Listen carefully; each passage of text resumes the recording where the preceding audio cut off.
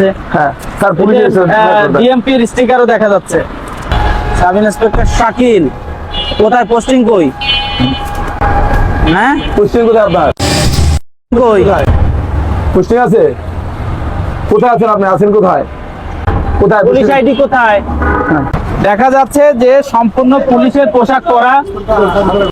ভিতরে বসাও, ভিতরে বসাও। ভিতরে বসুন। স্যার ও কি তোর ভাড়া করছে? কতদিনের জন্য?